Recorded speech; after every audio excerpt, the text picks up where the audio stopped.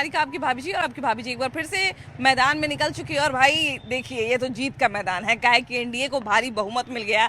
और भारी बहुमत के साथ साथ जनता ने एक ये भी संदेश दे दिया कि वो मोदी और नीतीश के विकास के साथ हैं। लेकिन इसके साथ साथ जनता क्या चाहती है, जनता के मन में क्या है, जनता ने आखिर भारी बहुमत क्यों दिया है एनडीए को, और उसके बाद जनता जो है वो क्या संदेश देना चाहती है इस जीत के माध्यम से, इन सारी बातों पर विचार करना जो है बनता है। विपक्ष से क्या चूक हुई, सत्ता पक्ष ने ऐसा क्या काम किया जिसके कारण जो है वो जनता को उनकी बात समझ में आ गई, इन सारी चीज़ों पे जो है वो हम बात करेंगे और जनता से चर्चा भी करेंगे। तो चलिए अब चलते हैं जनता के बीच में और उनसे ही बात कर लेते हैं। बम्पर जीत के बाद जो है वो तमाम तरह की अटकलें भी लगाई जा रही हैं, तमाम तरह के जो विश्लेषण हैं वो बहुत सारे जो राजनीतिक एक्सपर्ट हैं वो कर रहे हैं। लेकिन एक बात जो हमेशा बिहार के बारे में बोली जाती है वो बात फिर से सच हो गई कि आप जो है वो अमेरिका का इलेक्शन का अंदाजा लगा सकते हैं लेकिन बिहार के इलेक्शन का अंदाजा नहीं लगा सकते हैं। तो क्या हमको लगता है कि तमाम जो घटक दल हैं एनडीए के, क्या उन्होंने भी अंदाजा लगाया था कि इतनी भारी जीत मिलेगी? नहीं, घटक दल का अंदाजा नहीं, ये जनता का जनमत है। जनता जब देती है तो छप्पर फाड़ के देती है, इसलिए जनता दी है, पूर्ण बहुमत से दी है, लगातार विकास पर दी है, दवाई पर दी है, स्वास्थ्य पर दी है, चिकित्सा पर दी है।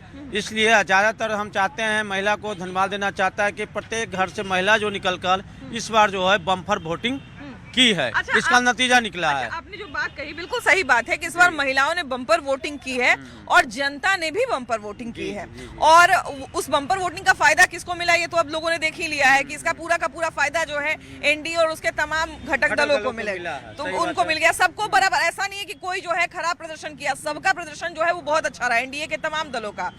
आपको क्या लगता है जनता ने इस जीत के माध्यम से आप लोगों को क्या, तमाम दलों को क्या संदेश देने की कोशिश की है? तमाम दलों के संदेश की है कि जनता जो विकास करेगा उसी को जनता वोट करेगी, और जो विकास के जुमला फैलाने का काम किया उसको जो है जनता नकार दिया है। आपके हिसाब से इस जीत के क्या मायने हैं? हम बिहार की भगवान रूपी जनता के आभारी हैं और ये चिराग कई 100 आंधियों पे भारी है, कई 100 आंधियों पे भारी है।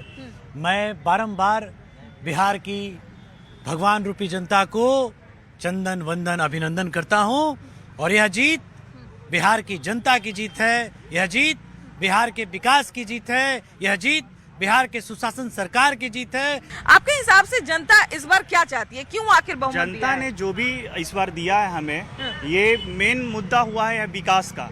अब जो है जातिवाद की मुद्दा पे किसी भी ने भी वोट नहीं दिया। इस बार दिया है कि अब आजकल वैसा जमाना है कि हर कुछ सोशल मीडिया पे दिखता है कि कहाँ आपने डेवलपमेंट किया है, कहाँ नहीं किया है।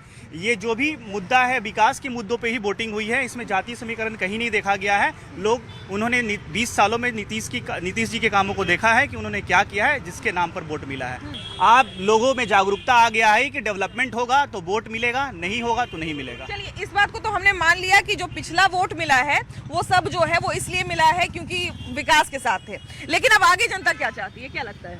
सबसे पहले 18 न्यूज बिहार आपको मेरे तरफ से बहुत बहुत धन्यवाद।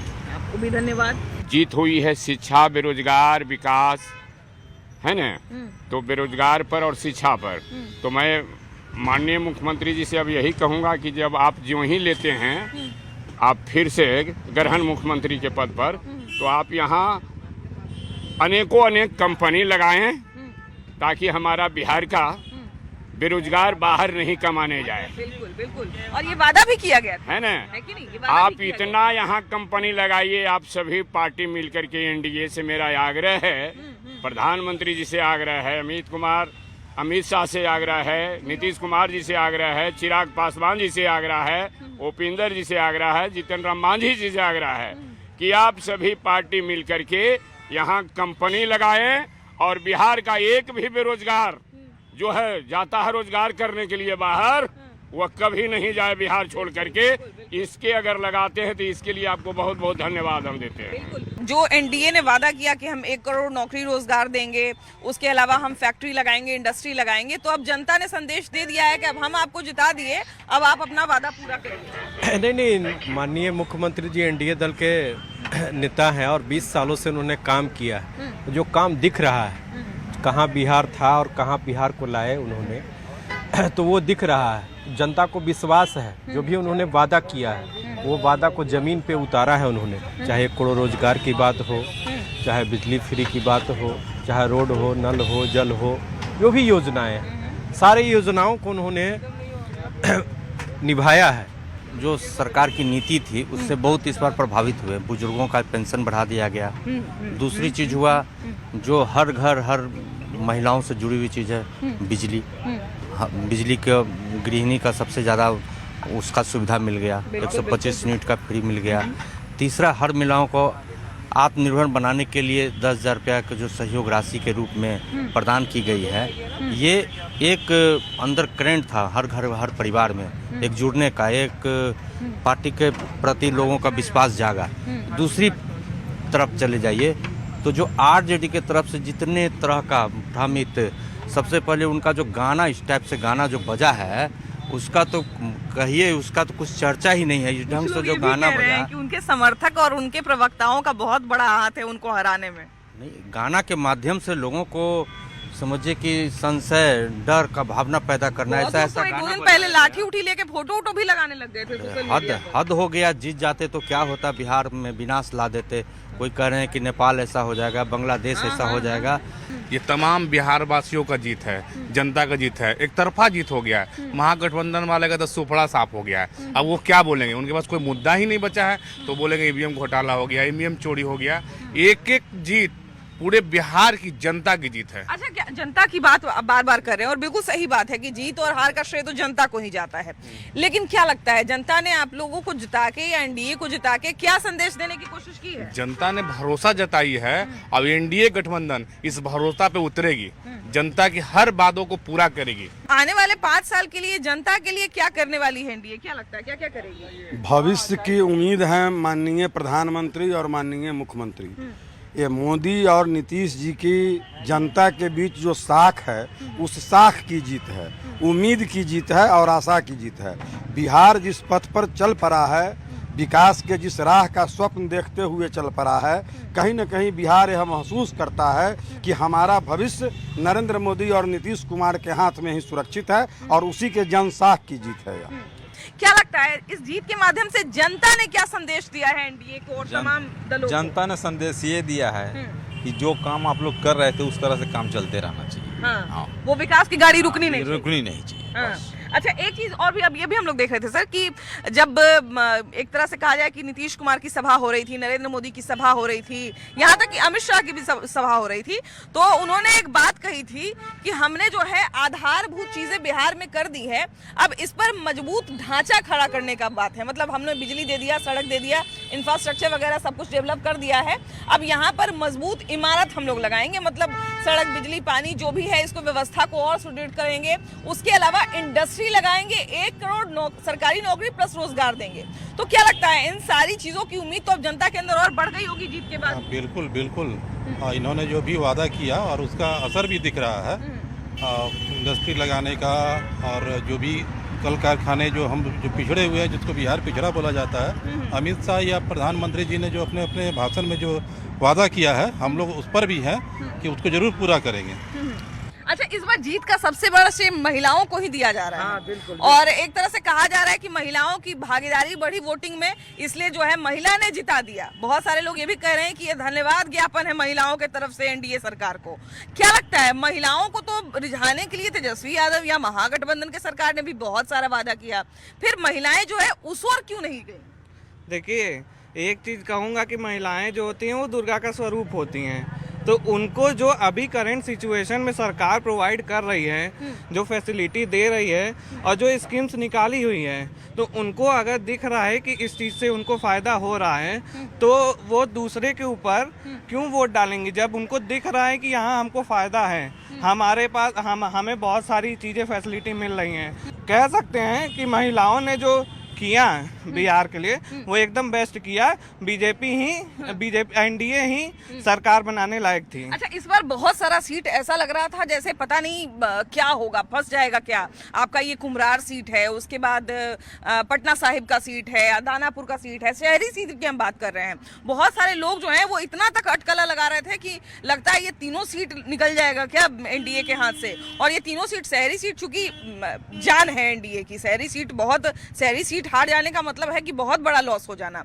तो इन सारे सीट पर जो है बड़ा असमंजस बना हुआ था, लेकिन फिर जब रिजल्ट आने लगा तो एकदम क्लीन रिजल्ट आया। मतलब ऐसा भी नहीं कि 10-15 वोट या 1000-2000 वोट, अच्छा खासा अंतर से जीते लोग। मैम यहाँ पर जो भी है भाजपा का ही सीट है, और ये एनडीए सरकार और भाजपा मिल करके जो बनाई है, और आगे में फ्यूचर में भी ये दोनों ये रहे, जागरूकता रखे, आपस में मिलजुल कर काम करें और डेवलप करें, तो बिहार के जनता को बहुत ज़्यादा प्रोत्साहित मिलेगा। अच्छा, एनडीए की तरफ, एनडीए की जीत के बाद जो है वो हम आते हैं भैया आपके पास, एनडीए की जीत के बाद जो है वो जनता क्या संदेश है वही हम लोग लेने की कोशिश कर रहे हैं। लेकिन इसके साथ साथ चूंकि अब हम लोग जनता से बात कर रहे हैं तो ये भी जानना बड़ा जरूरी है कि आखिर जो दूसरी पार्टी है, जो महागठबंधन है, उनसे कहाँ पर ऐसी चूक हो गई, क्योंकि ताकि उनको भी पता चले कि उनसे गलती कहाँ पे हुई। तो हो सकता है कि जब 2030 में जब वो चुनाव लड़े तो इस चीज को फिर से सुधारें, इस चीज को ठीक करें। कहाँ उम्मीद ही नहीं है मैम कि 2030 में आप जो बता रही है कि 2030 में सरकार आने वाली है, और इससे जो 2025 में जो कार्य इससे पहले हुआ, इससे बढ़ चढ़कर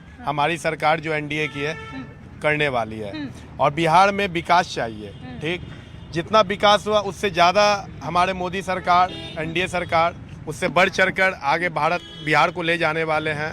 यहाँ उद्योग लगने वाली है, यहाँ से जो पलायन है वो पलायन रुकने वाली है।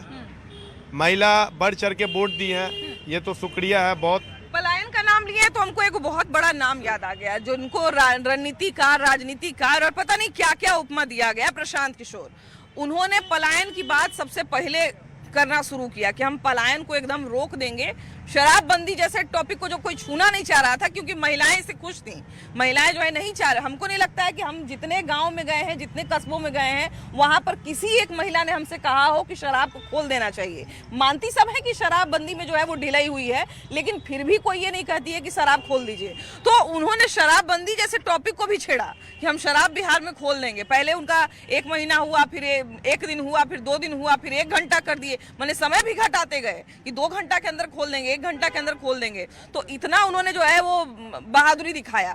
फिर भी आखिर इतना बड़का लड्डू कहाँ से मिल गया उनको, समझ में नहीं आया। देखिए, रणनीतिकार होने में और चुनाव लड़ने में अंतर होता है। प्रशांत किशोर जी जनता के विश्वास जीतने में नाकाम रहे, इसीलिए उनको लड्डू आया। प्रशांत किशोर के नाम क्या संदेश है? वो तो बोले थे कि अगर 25 सीट भी जदयू ले आएंगे तो हम राजनीति छोड़ दें। पहले वो अपना राजनीति छोड़ दें। हाँ, सबसे बड़ा बात ही है, ये होना चाहिए ना। आज ये जो सोच रहे हैं ना कि हम आ रहे हैं, विपक्षी सोच रहे थे भीड़ देख के मेरा आ रहा है, प्रशांत किशोर सोच रहे थे भीड़ देख।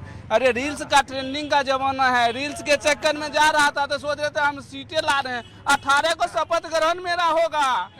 पहले जानते ना, पुरनका लोग कहता था, मुख्यमंत्री भी घोषित हो गए थे। तो सुनिए ना, पुराना आदमी कहते थे दूध मछली साथ नहीं रहता, बौतर होता, वही बौतर हो गया। एगो डिप्टी सीएम के शपथ के लिए एकदम लड़ रहे थे, हमको डिप्टी सीएम का कैंडिडेट बनाइए।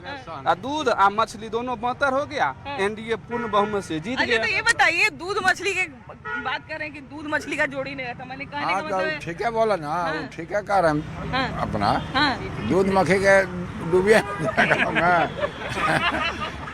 एनडीए के जीत का क्या कारण लगता है आपको? बोलिए जीत का क्या कारण बताइए, क्या कारण रहा या क्या ऐसे? विकास के ऊपर अपना जनता जो भी हो, विकास जो करेगा वही आगे होगा। आपको क्या लगता है क्या कारण रहा जीत का? महागठबंधन के हार का क्या कारण रहा? काम का उन्होंने बहुत अच्छा काम किया। मिलजुल कर दोनों प्रधानमंत्री, मुख्यमंत्री सब लोग मिलजुल कर काम किए हैं, अच्छा काम किए हैं। भरोसा जताए हैं जनता, इस बार बहुत मत से जिताया है हमको, बहुत भारी मत। भैया का कंठी माला देख के हमको एक बात याद आ गया। कल नरेंद्र मोदी जब अपना धन्यवाद वाला भाषण दे रहे थे तो उन्होंने कहा कि छठ मैया को इतना ही लोग अनाप शनाप बोले, इसी कारण वो लोग हार गए। अगर छठ मैया से माफी मांग लेते तो शायद इतना बुरा हालत उनको नहीं होता। क्या लगता है, जो एक क्षेत्र का एक जो भावना होती है, क्योंकि छठ हमारे लिए केवल त्योहार नहीं है, हमारे लिए एक तरह से भावना से जुड़ा हुआ एक त्योहार है, हमारे लिए बहुत भावनात्मक लगाव वाला त्योहार है। तो क्या लगता है कि इन सब चीज से भी छेड़छाड़ कर दी है उनके, क्या कहते हैं, इनको एक विधायक उम्मीदवार खड़ा हुए थे गायक खेसारी लाल यादव, वो भी राम मंदिर के बारे में उल्टा सीधा बोलना शुरू कर, तो क्या इन सब चीजों का भी उल्टा पुल्टा असर हुआ है क्या चुनाव पर? हाँ, क्योंकि देखिए हम लोग का धर्म बहुत पौराणिक धर्म है और इस धर्म को राजनीति से अलग रखना चाहिए। धर्म अलग चीज़ है और राजनीति अलग चीज़ है। हमारे धर्म बहुत पवित्र है, पावन है, इसको बदनाम करने की कोशिश नहीं करना चाहिए और अपने धर्म को मर्यादा के हिसाब से काम करना चाहिए। हमारा धर्म बहुत अच्छा धर्म है और इसमें कोई भी टिप्पणी करने पर जनता बर्दाश्त नहीं करेगी। जनता ने एनडीए को इतना भारी 200 पार करवा के आखिर संदेश क्या दिया है, क्या संदेश देने की कोशिश की देखिए, है? जनता बता रही है कि वो विकास और सुशासन के साथ में है और जो सरकार पिछले 20 वर्षों से चलती आ रही है, विकास और सुशासन हम लोग देख रहे हैं और उसी के साथ जनता आगे भी चलने का निर्णय ले ली है। अभी तो 25 से 30 चल रहा था नीतीश, अभी 35 तक तो अभी फिक्स हो गया। ये 5 साल नहीं 10 साल का जनादेश आया अभी। ये जीत का सबसे बड़ा श्रेय किसको देना चाहिए? ये जीत का श्रेय मुझे लगता है जनता को ही देना चाहिए। जनता ने ये बहुत सूझबूझ के साथ ये निर्णय लिया कि जो रफ्तार पकड़ चुका बिहार है वो रफ्तार जारी रहना चाहिए, उसी तरीके से चलना चाहिए। वो देख रहा है कि किस तरीके से काम हुआ है और अगर सरकार ऐसे जगह पे जाती है जहाँ पे ये रफ्तार में धीमा हो जाए या लोगों को नहीं मौका मिले फिर से, तो उस कारण से ये निर्णय नहीं होना चाहिए। और आप जो एक संस्कृति वाली जो बात बोल रहे थे उस पर भी हम एक बात कहेंगे कि हमें ऐसा नेता चाहिए जो हमारी संस्कृति, हमारे सिद्धांतों को समझे, जो जुड़ा रहे उन सब चीज़ों से और हमें उस हिसाब से आगे लेकर के चले, ना कि उसके विपरीत जाए और ना कि उसको चैलेंज करे। उसकी ज़रूरत नहीं है हमें हमारे साथ, हमारे कंधे से कंधा मिला करके चलने वाली सरकार हमें चाहिए थी। और साथ में हमें ऐसे लोग चाहिए थे जो आज तक हासिल कर चुके हैं उसके ऊपर, वो जो बुनियाद आज रखी जा चुकी है उसके ऊपर चीजें बनाई जाए और बेहतर करी जाए। 2025 का चुनाव इस मामले में भी बहुत ज्यादा महत्वपूर्ण था क्योंकि इस चुनाव के बाद जो है बहुत सारे नेताओं का भविष्य अटका हुआ था इसके आधार पर। क्या लगता है इसके बाद महागठबंधन का भविष्य, या कहा जाए कि महागठबंधन तो सेंट्रिक है तेजस्वी यादव पे, तेजस्वी यादव के भविष्य का क्या होगा? क्या लगता है? तेजस्वी यादव कुछ भी नहीं है, उनका सिर्फ जंगल राज से ही सामना रहा है और वही चीज सोच करके हम लोग अच्छे विचार कर करके एनडीए का सरकार लाना चाहते थे और वही लाएंगे। विरोधियों का जितना भी था वो मुंह काला हुआ, एनडीए का सरकार बना, हम लोग बहुत खुश हैं। मुकेश सहनी की पार्टी 0 पर सिमट गई। उनका कोई जनाधार नहीं है, सबसे पहली बात है। और तेजस्वी यादव जी को पहले जो गायक हैं, जो इस तरह के जो गाना गाए हैं मंचों पर, इन पर सबसे पहले FIR करवाना चाहिए। ये जो गाना है कि आवेद भैया के सत्ता में रे, उठा ले तोरा घरा से रे। हाँ, मान लीजिए किसी पासवान जी के घर पे, किसी गुप्ता जी के घर पे ये गाना अगर बजेगा, सुनेंगे तो क्या कहेंगे वो? वोट कटने का मेन कारण ये है। उन गायकों पर कोई एक्शन नहीं लिया। कट्टा बंटवा देंगे राशन में, ये कट्टा नहीं भैया, राशन बंटवा देंगे राशन में। कट्टा भी है, इनका कट्टा वाला भी है गाना। इस तरह का गाना कोई समाज इसको लेगा। और भी गाना है, नहीं डाले वाला दाल ही हो रही तो जादव जी के माल हुआ। और आरजेडी का माल ऐसे कि किसी भी व्यक्ति से बोलिएगा, किसी की बेटी है, बहन है, मेन आरजेडी का ये है। तो महागठबंधन को मजबूत होना है तो पहले गायकों पर लगाम लगाइए और अच्छा समाज का कम से कम कीजिएगा ना, मुद्दा तो बाद में है। ये आपने बिल्कुल सही बात बोला क्योंकि देखिए किसी भी पार्टी के जो कार्यकर्ता होते हैं, किसी भी पार्टी के कार्यकर्ता कैसे हैं, इस बात से अंदाजा लगाया जाता है कि उस पार्टी का जो है वो चाल चलन कैसा है। और कई बार क्या होता है कि जो समर्थक होते हैं वो कुछ बोलने में इतना आगे निकल जाते हैं, इतना जो है वो आक्रामक हो जाते हैं। बच्चा एक छोटा था मंच से, वो कट्टा की बात कर रहा था, उसको नेताजी साइड कीजिए। और सोचिए कि जहाँ पर नेता हैं, जहाँ पर लोग, वहाँ पर 5-10 बैठे हैं, अभी कट्टा की बात होगी, ये समाज सुनेगा? किसी की बहन बेटी को सुरक्षित नहीं, वोट कौन देगा? आरजेडी के सरकार में बहुत गुंडागर्दी होता था।